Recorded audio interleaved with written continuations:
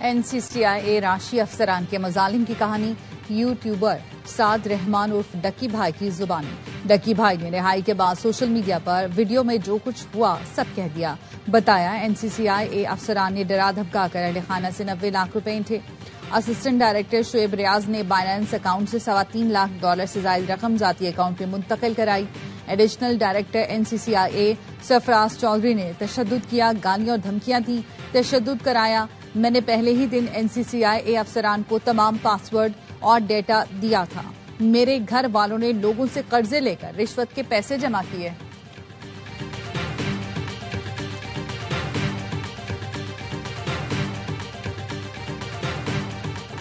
IMF executive board کا اجلاس آج ہوگا. پاکستان کو $1 ارب 20 کروڑ قسط کی منظوری متوقع. پاکستان $1 ارب 20 کروڑ قرض کے لیے شرائط پوری کر چکا.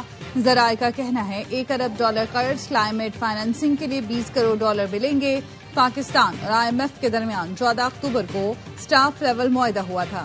ایگزیکٹو بورڈ اجلاس سٹاف لیول معاہدے کا جائزہ لے گا.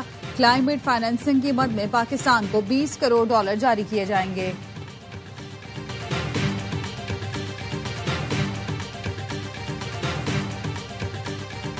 جیل میں بیٹھے ذہنی مریض نے 190 ملین پاؤنڈ کا ڈاکہ مارا. فلاحی کاموں کے نام پر زکوٰۃ، خیرات کے نام پر لوگوں سے پیسے لے کر کھاتا رہا. وہ فوج جس سے بھارت خوف کھاتا اس کو برا بھلا کہتے ہیں. یہ چاہتے ہیں ان کا سیاسی مفاد آگے اور ہمیشہ اقتدار میں رہے. وفاقی وزیر عطا تارڑ کا لاہور میں تقریب سے خطاب. کہا PTI نے خیبر پختونخوا کو 12 سال میں کھنڈر بنا دیا. KP میں انتشاری جماعت نے ایک اسپتال نہیں بنایا. تحریک انتشار کی حکومت کی توجہ امن و امان پر نہیں. وزیر ریلوے حنیف عباسی کہتے ہیں منظم سازش کے تحت ملک کو عدم استحکام کی طرف دھکیلا جا رہا ہے. اقتدار کے پجاری اقتدار ملے تو کہتے سب اچھا، نہ ملے تو ملک کے وقار کو داؤ پر لگا دیتے ہیں. پوری قوم کے سامنے اب کا اصل چہرہ بے نقاب ہو چکا.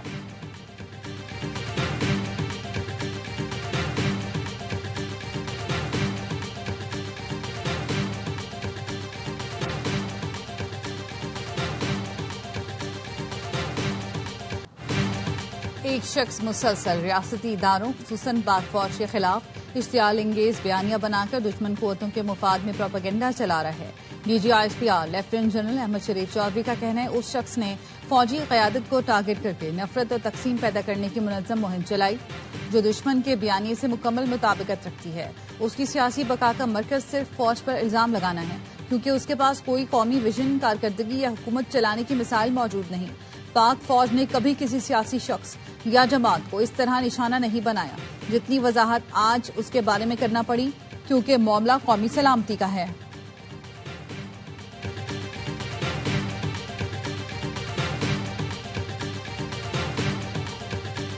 جو زبان ان کو سمجھ میں آئی ہے اب ایکشن کے اوپر ڈبل ری ایکشن ہوگا. ڈی چوک سے یہ گورنر ہاؤس تک آ گئے ہیں KPK کے اندر. -1 یہاں پڑا ہوا ہے، ڈسکوالیفیکیشن پڑی ہوئی ہے. بہت سارے ویسے ہی سرنڈر کر چکے ہیں اس 18 گھنٹے کے اندر. -1 نہیں تو PTI پوری مائنس. اب 1 انچ بھی برداشت نہیں کیا جائے گا. اب ایکشن پر ڈبل ری ایکشن ہوگا.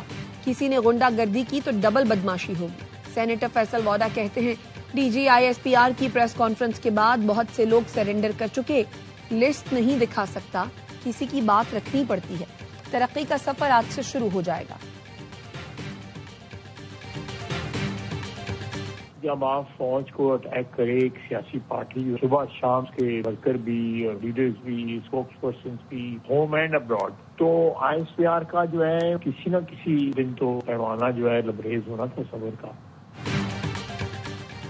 ایک جماعت مسلسل فوج پر حملے کیے جا رہی تھی. اس ہرزہ سرائی کا بھرپور جواب ضروری تھا جو DGISPR نے دیا. وزیر دفاع خواجہ آصف کی پروگرام اعتراض میں گفتگو. کہا بانی PTI کے رویے پر صرف ISPR نہیں پوری قوم کو جواب دینا چاہیے. بانی PTI تو پاکستانیوں کی جانیں لینے والے دہشت گردوں کی بھی مذمت نہیں کرتا. بانی PTI قومی سلامتی کے لیے خطرہ بنتے جا رہے ہیں. چیئرمین MQM پاکستان خالد مقبول صدیقی کی پریس کانفرنس. کہا انہوں نے اپنے لیڈر کو پاکستان سے بڑا نہیں سمجھا. جو ہم نے کیا وہ کوئی اور کر کے دکھائے. مصطفیٰ کمال نے کہا PTI والے خوش قسمت ہیں، ان کے لیے تو فوج کا پورا رسپانس ہی تبدیل ہو گیا. اللہ نہ کرے جو ہمارے ساتھ ہوا وہ ان کے ساتھ ہو. فاروق ستار نے کہا بانی نے جو کہا وہ بات ذہنی مریض ہی کر سکتا ہے۔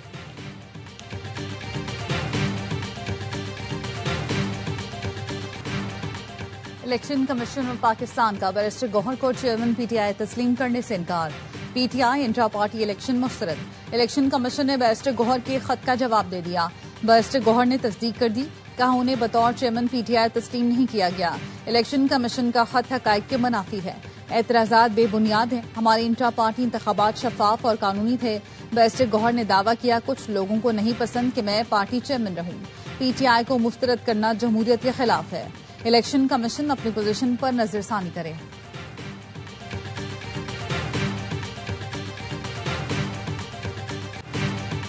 بانی پی ٹی آئی نے 2018 میں کالعدم ٹی ٹی پی اور بلوچستان کے دہشت گردوں کو راستہ دیا۔ آج یہی دہشت گرد ریاست کے خلاف لڑ رہے ہیں، کیا یہ قابل معافی ہے؟ وزیر اعلیٰ بلوچستان سرفراز بگٹی کہتے ہیں مقبول لیڈر کے اپنے بیٹے لندن میں ہیں اور وطن پر قربان ہونے والے پاک فوج کے جوانوں کے خلاف پروپیگنڈا کیا جا رہا ہے۔ یہ جنگ فوج کی نہیں ریاست کی ہے، ریاست کو کمزور کرنے والا بیانیہ ترک کرنا ہوگا۔ سرفراز بگٹی کا وزیر اعلیٰ خیبر پختونخوا کو احتجاج کے بجائے کام پر توجہ دینے کا مشورہ۔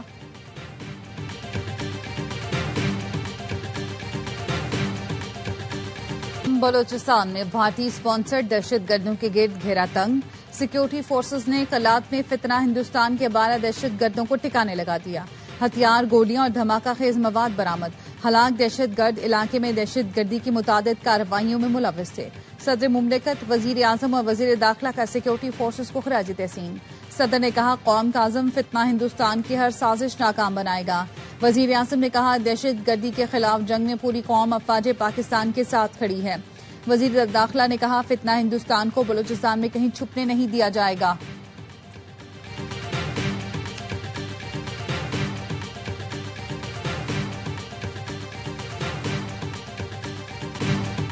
مبارک گولڈ کے ساتھ مل کر ریکوڈک کو ترقی دے رہے ہیں۔ $3.5 ارب کی سرمایہ کاری مکمل ہو گئی۔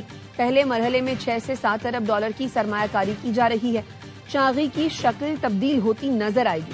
وفاقی وزیر پیٹرولیم علی پرویز ملک کہتے ہیں عالمی کمپنیاں پاکستان کا رخ کر رہی ہیں، بین الاقوامی ادارے ملک میں سرمایہ کاری کرنے جا رہے ہیں۔ IMF ایگزیکٹو بورڈ کا اجلاس کل ہوگا، سٹاف لیول معاہدے کا جائزہ لے گا۔ پاکستان کو $1.2 ارب قسط کی منظوری دی جائے گی۔